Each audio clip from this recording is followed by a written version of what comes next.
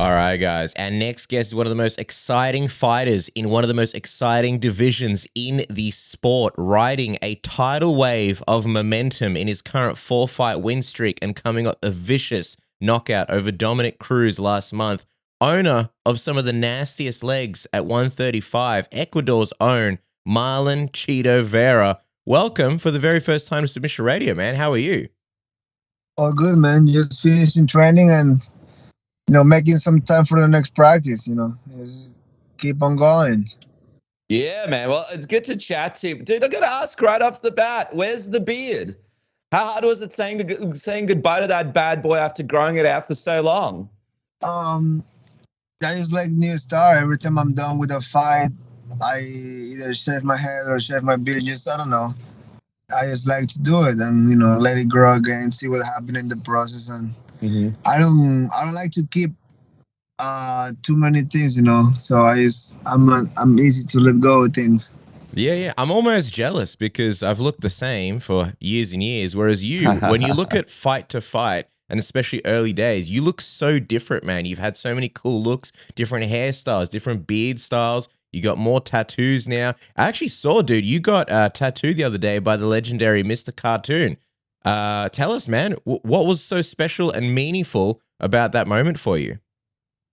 Yeah, he's doing my whole entire back, and that's really dope because years ago when I started getting tattoos, I knew who he was. I kind of like went into the world of tattoos like knowing who is the big deal, who's like I would love to get tattooed one day, and he's definitely one of the icons. I was like, one day I would like to have a nice, a big piece out of him, and now it's almost done. My whole back from him, and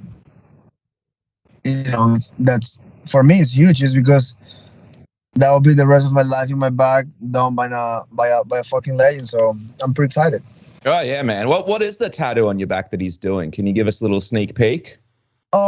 It's a big rooster because my grandfather used to take me to the rooster fights when I was a kid. So I believe, growing up in that scene, watching those fights and everything, just being on the streets and just watching that, kind of like those are big memories I have from my grandfather, and I love him. He passed away, and that's almost like honoring him. He used to have a lot of trophies, a lot of champions out of his patio, and it's just big meaningful for myself. And then on one side of my back I have like a road that says welcome to Chone, which is the town I was born.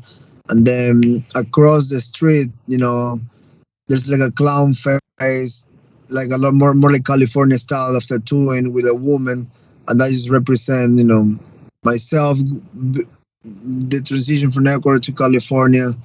The woman is a meaning of the woman in my life, my wife, and stuff like that. And it's just I tell him, like, you do go free will. I just give him the idea that I want the sign that says welcome to Chone, and then the rest freestyle.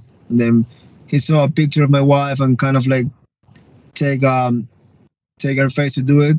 Just she's always taking care of my back, but then the rest I just tell him, like, hey, just do your thing. Yeah, my grandfather, he was a big influence on me, and he passed away as well. But I think about him a lot, especially now when I'm able to achieve stuff in my life. I wonder, man, like, you're at this peak of your career. Do you ever think about what your grandfather would have said? What his reaction would have been to you being, this amazing fighter that you are right now? Out of my entire whole family, he would probably be the most excited about fighting. He was a fighter himself in a way. I saw him throw punches before. So I think some guy don't pay him a bet on one of the chicken fights one time, and he just swing at him. He's like, "Oh, you wanna pay?"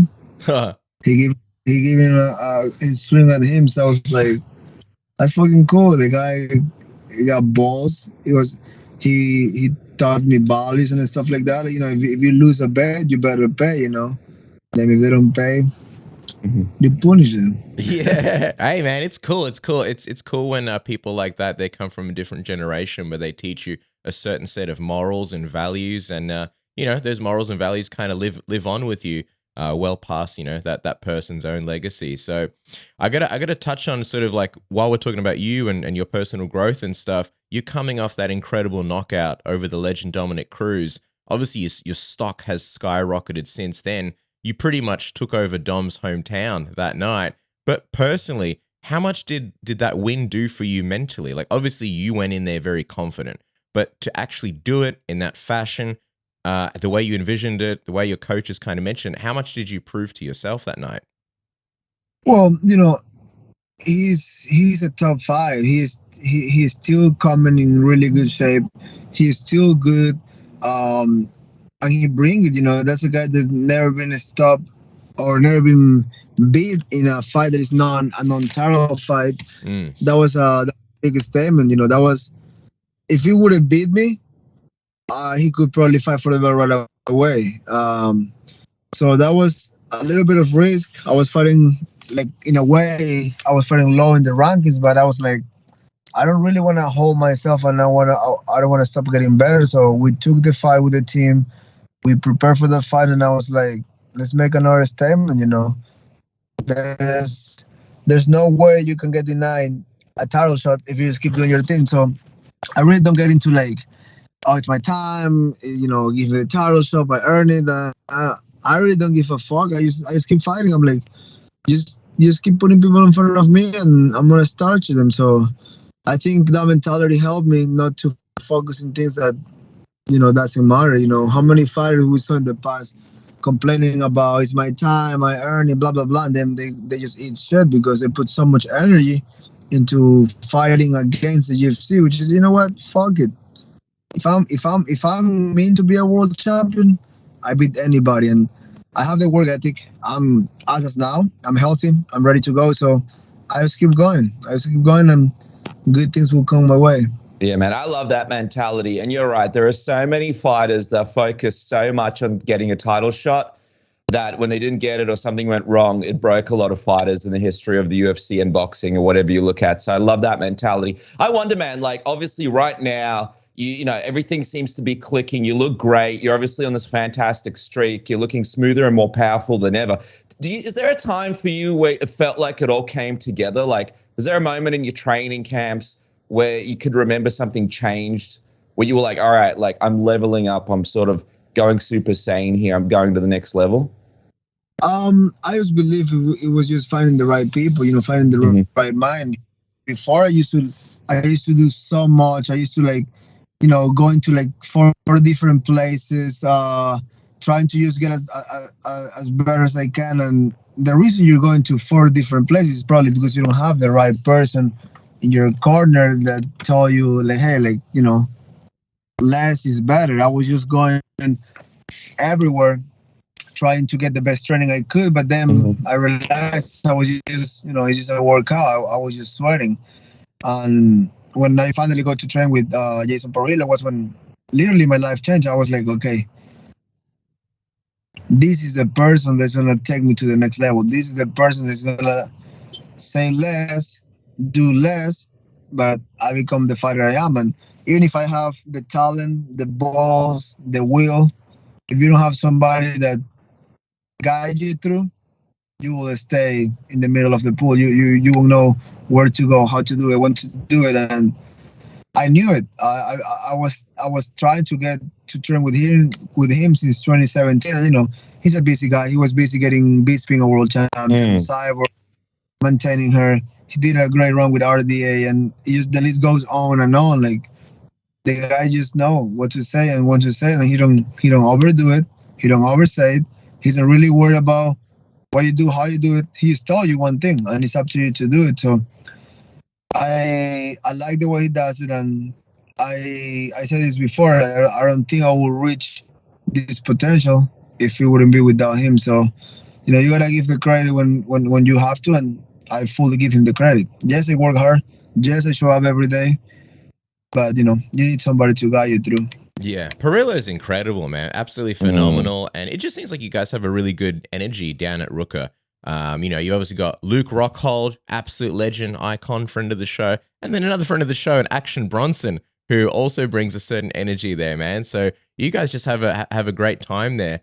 And I know even like when you fought here in Melbourne, Australia, man, in 2016, to see like, you know, what you've become and the way you've sort of shaped your career and seeing this run, it's just fantastic. Everybody's recognizing it, including Corey Sandhagen, who obviously called you out. Well, what went through your mind when you saw him call you out this past weekend? Like really nothing. I'm like, you want it, fuck, come and get it, you know, simple as that. I feel like, you know, he was in my opinion, he was kind of like wasting a little bit of energy and crying about like, oh, I got left over, blah blah blah. I'm fighting low in the rankings. I'm like, I did the same thing my last fight, and I didn't complain. You know, Petr Yan got offered the same fight, the same date in August 13, and he declined it. And then we're like, hey, well, Yan declined the fight. You want to fight Cruz? And I was like, yeah, sure, send the contract. And you know, why wasting time on, oh, I got left over, I want to fight for the belt, I want to fight ahead. We all want to fight ahead, but sometimes it is what it is, what is available. So yeah, you know, if you want it, you can come get some. And if you don't get it and somebody else get it, it doesn't matter. I'll be prepared. If it's for him, for somebody else, it's on. I take it.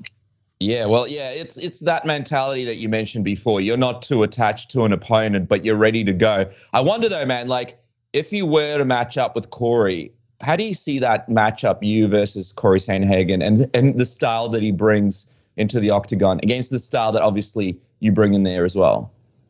He's a great fighter. He's a tough guy. We're the same age. We'll probably have hard, heavy energy, but I kick his ass at any day, at any moment. So I'm confident, but this is not just talk. I'm not just making this up because I'm a fucking idiot. I work so hard that I kick his ass. As simple as that. What did you think of the fight itself, Corey versus Song Yadong? It was a fun fight. Song Yadong, it's a strong guy. He punches hard, but it's almost like he only counts on that. He goes and throw 2 big hooks and then relax, and then 2 more big hooks and then relax. So it's like, yeah, you punch hard, we know that, but you know, that's a one trick pony. That's why on the 4th round he just got a little tired, accepted the takedown, and the cut, it was what stopped the fight, but he got this. He fight in a way that, you know, he put everything into one punch, and sure, one punch can knock you out, you know.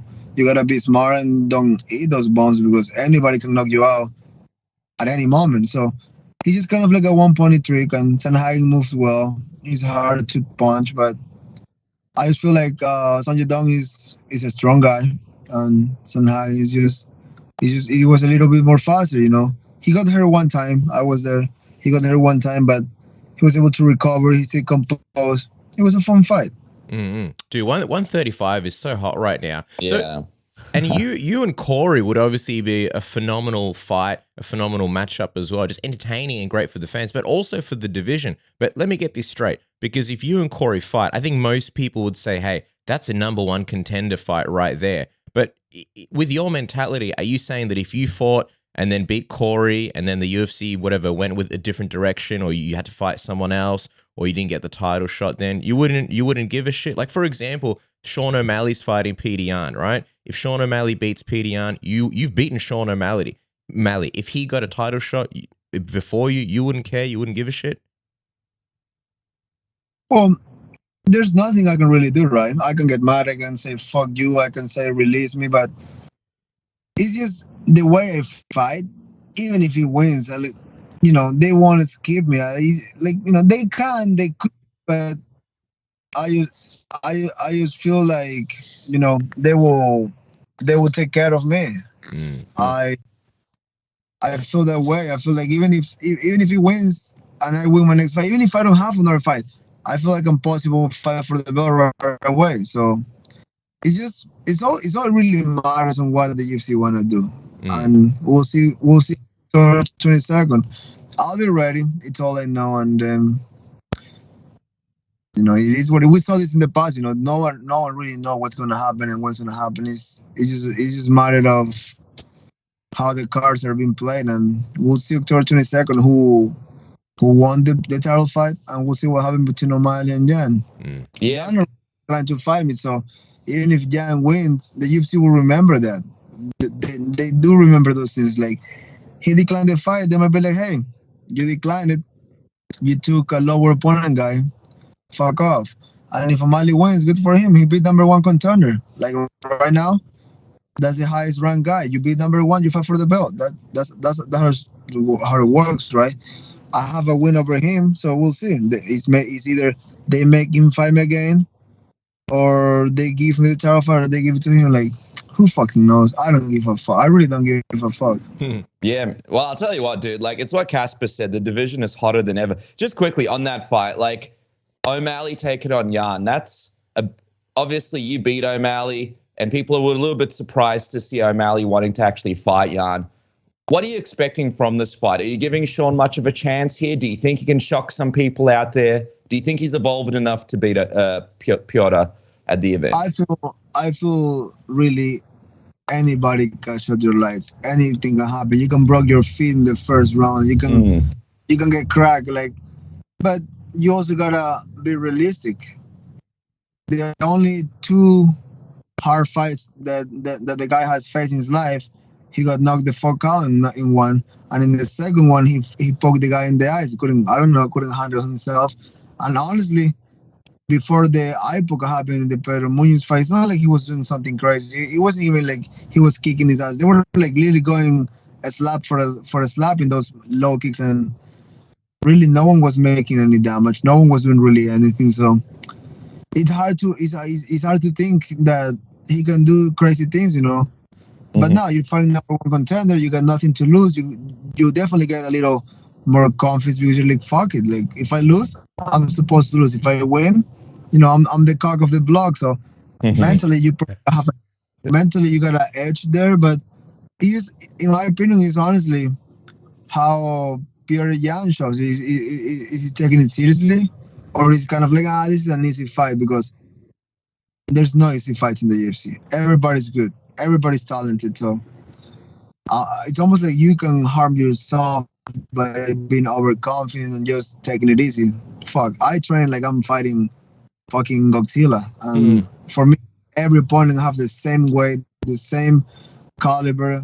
I don't judge no one out of nothing. I just pretend it's gonna be hard as fuck, and I work hard as fuck, and that's why I'm calm and confident, because I'm not worried about doing the wrong thing or taking bad decisions, and it is what it is. Yeah, man. I love it. I love the mentality. I'm all for it. And if you want to stay calm and stay smooth and stay relaxed and ultra confident, our good friends at Manscaped have you covered with the Manscaped Platinum Package 4.0, the best value, the best combination, so that you can be like Ric Flair, look good, smell good, dance all night long, and have your dong looking absolutely immaculate, ready for presentation all around the world. You get the Lawnmower 4.0 ball trimmer, which I use it on my face. I use it on my head. You just leave it in the shower. Waterproof LED light. It's got the ceramic blade, the skin safe technology, so you don't have to worry about cuts or nicks. And when you're done, you just chuck it on the wireless charging dock. Easy, makes your life fantastic.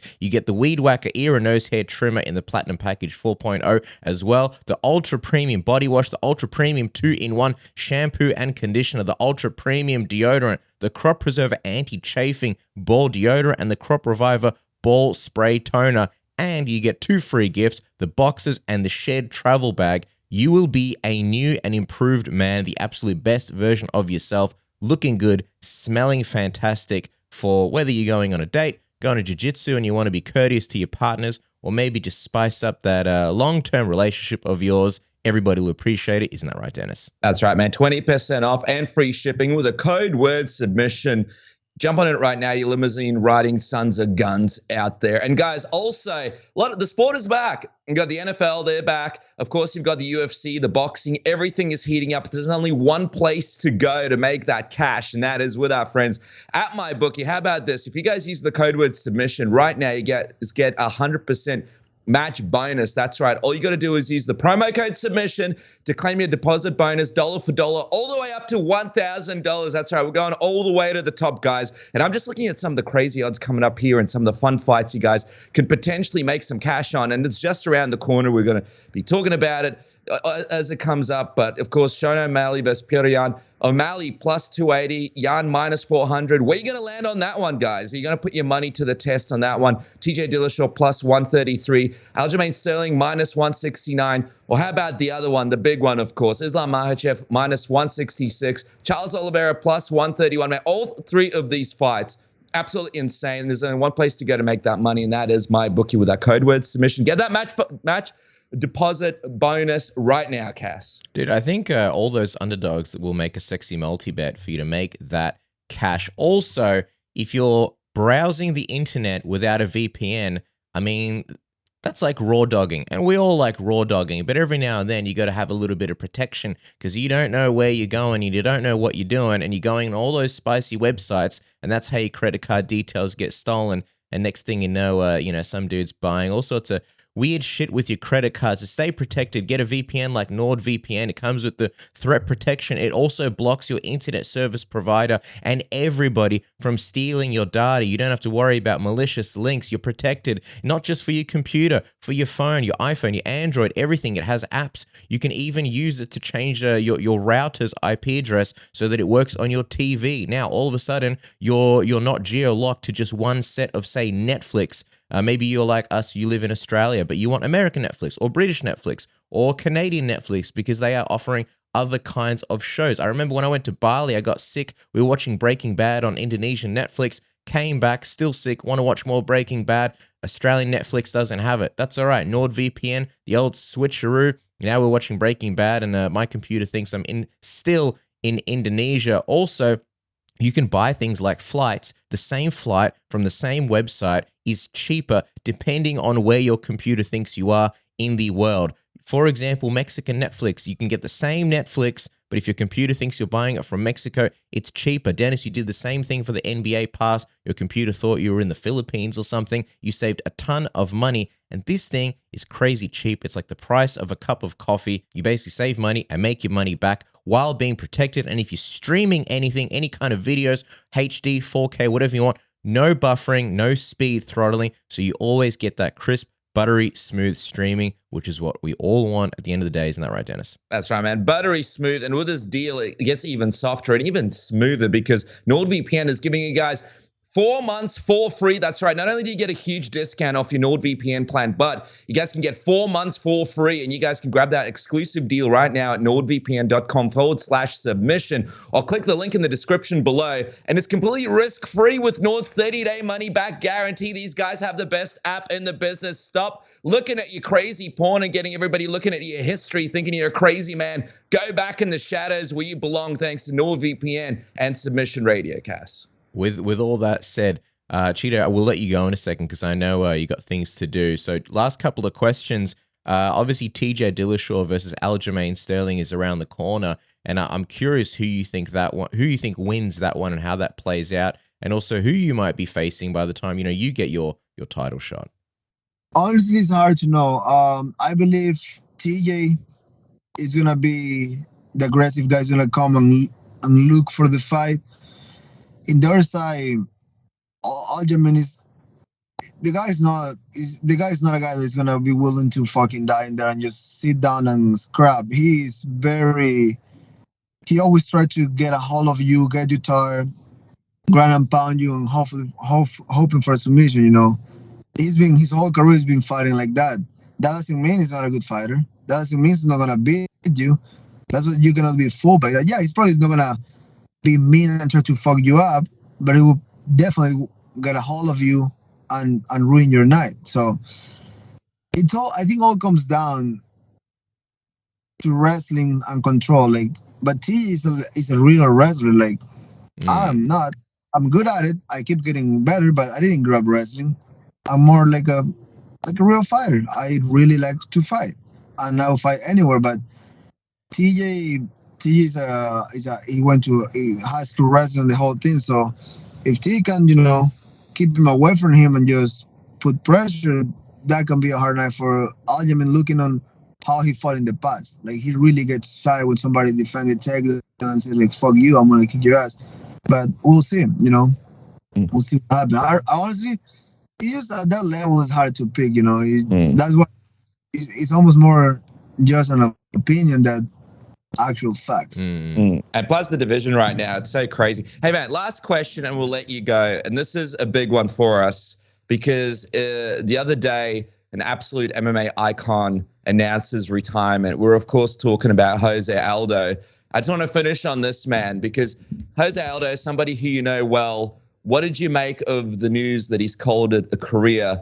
And, you know, what has he meant to you as a fighter, being able to see him fight in the stuff that he's been able to accomplish? Well, first of all, the guy is the best featherweight of all time, as today, you know. Maybe somebody do something bigger and better in the next couple, 5-10 years. But as of now, doesn't matter what Volkanovski or Holloway did. Both great, but Aldo just did more for longer times. It's WEC, so you gotta pay the respect when you have to. And as an opponent, you know, it was a close fight. I definitely was bitter for a long time just because how I lost. I felt I could just did better, but you know, I took it like a man. I took it in the chin. I blame it on me because it was my fault why I lost that fight. But that's not here or there. And he teach me a big lesson. I never almost like took it easy because I did take it easy in the third round. This guy is done. I'm gonna fuck him up. And I'm focused and I paid the price. But that lesson make me a fucking monster. Make me harder on myself. Make me be smarter. Make me be just better. So thanks for that. I was hoping to rematch him and just fucking destroy him, but that didn't. And it's not gonna happen. So, you know, I'm the type of person that hold to anything. I just let it go. I learn from it, and I definitely improve from it. So I'm happy he retired because he wasn't really hanging with the younger guys. He was about to just get him fucked up over and over and over, and he's retiring on top basically. Good for him. He's being smart about his career. Why get in there with younger guys and lose a bunch of times? I believe he retired just in perfect time, so good for him. Yeah, and it's cool how you're obviously moving on to like bigger and better things, but you'll always have that memory of the lessons from that fight. But there you go, guys. You go, Chito. Also, of course, like you have to learn. If you're an arrogant prick and you think you know everything, you will never move forward. And you know, from that loss, I really changed a lot of things and really become a better fighter.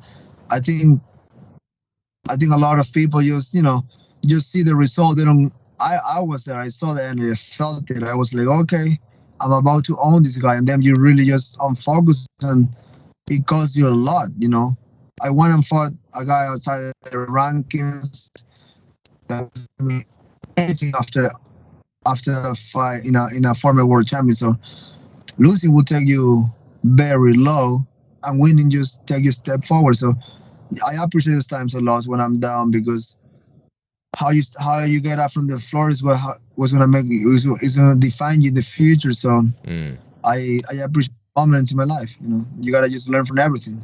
Yeah, man. Well, that's what fighting's all about, man. Always picking yourself up and continue to fight. But there you go, guys. Follow the man on social media at Chito Vera UFC. What a pleasure and an honor, man. Thank you so much for chatting with us, taking some time, Chito. Hopefully the first of many, and we look forward to the finished art by Mr. Cartoon when he finishes you back, man. Thanks for your time and enjoy the rest of your day, man.